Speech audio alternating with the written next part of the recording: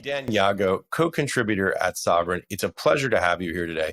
Excited to talk to you about Bitcoin, the Bitcoin ecosystem, Bitcoin culture, and of course, DeFi on Bitcoin. Edan, welcome. Ash, thanks so much for having me. It's a pleasure to speak with you. Edan, you have a very interesting background. Before we get started here, tell us a little bit about what you did before you got involved in this space.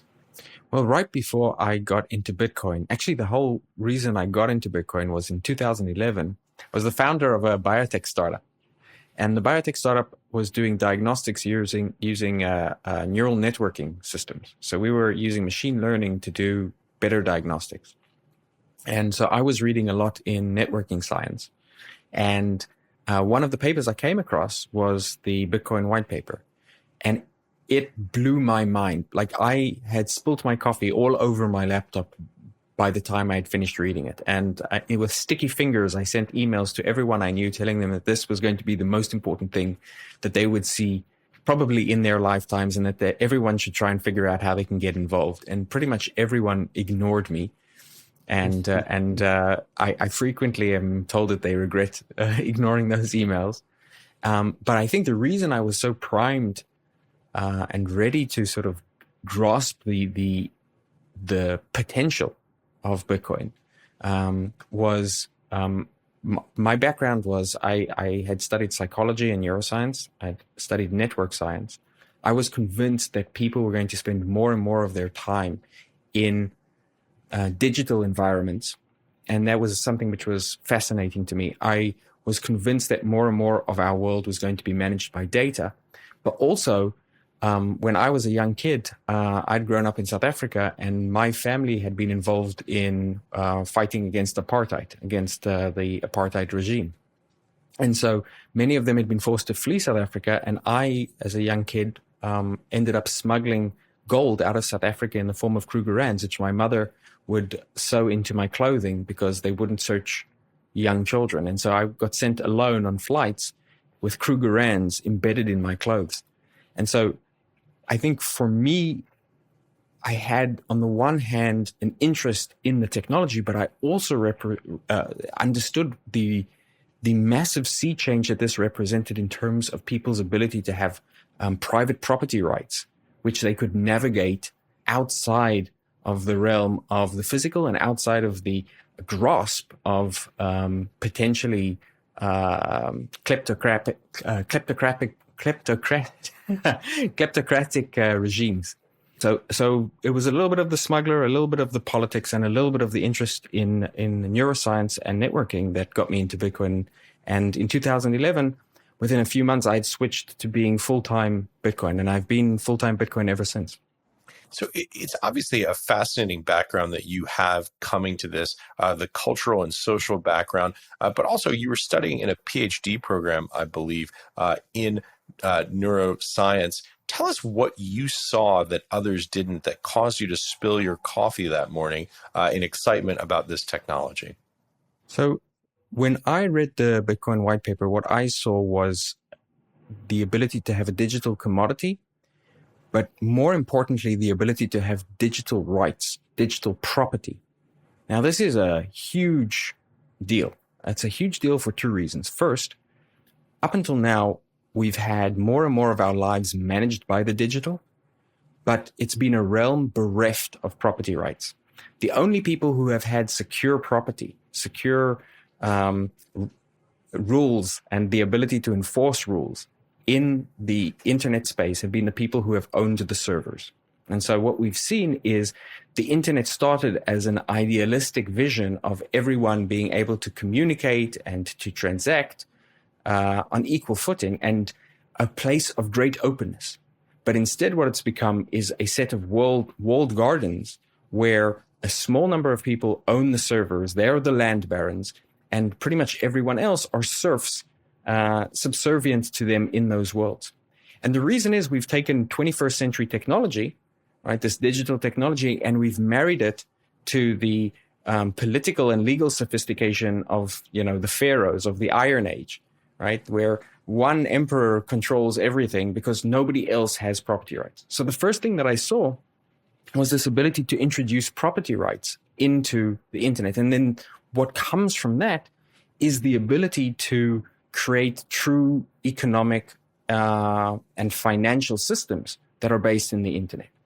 Up until quite recently, the internet really only provided one true native economy, and that was advertising.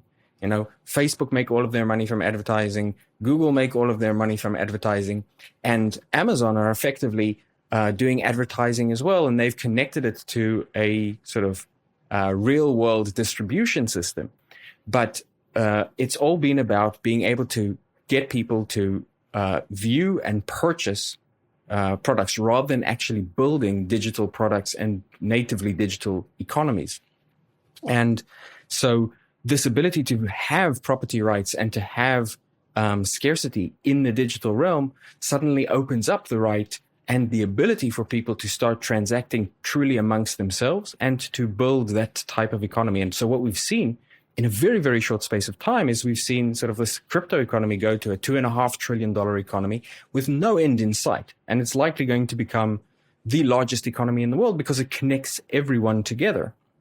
And so that was a very, very big deal as well. And then maybe the final thing is for all of human history, the only way we've been able to secure property, the only way we've been able to secure rights has been through the explicit or implicit threat of violence. At the end of the day, if you went down the rabbit hole of any economic system, ultimately it was enforced by some kind of government, and that government was in power because it had the implicit threat of violence.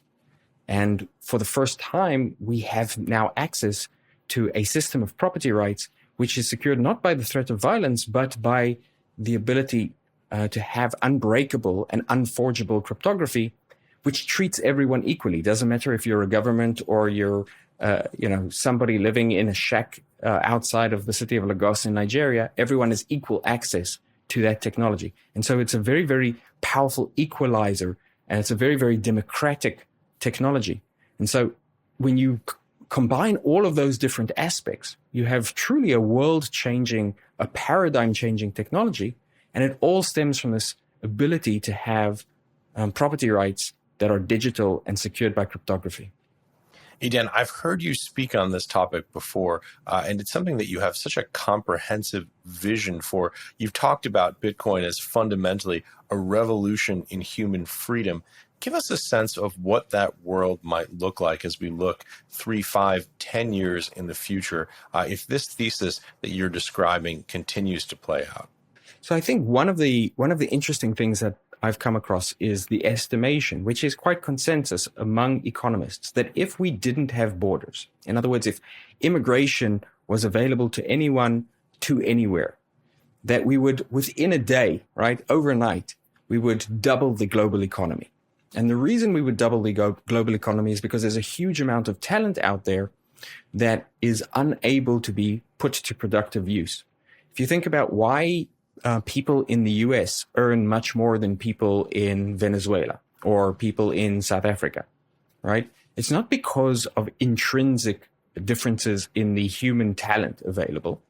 It's primarily due to the fact that the legal and property systems that those people live with do not promote prosperity and also do not connect them with a wider global economy. And so what we see with pretty much everyone who immigrates, the reason they do it is because they can improve their lives, and they almost immediately are able to command higher earning power. And they're able to command higher earning power not because they changed, but because they are now in an environment where they're able to reach a much higher degree of their full potential. So now we have a technology where it does this for billions of people who up until now haven't had access to a global economy and have only had access to the property rights and the security of those rights that was provided to them by their governments. And a lot of governments out there, in fact, probably the majority of humanity, still live with very, very poor laws, which do not provide them with a high degree of assurances that what they create and what they develop, they'll be able to keep, or even give them the right to be creative and to develop productively in the first place. Hey, if you like this clip, be sure to check out the full interview and more only on realvision.com/crypto. It's 100% free. Sign up now.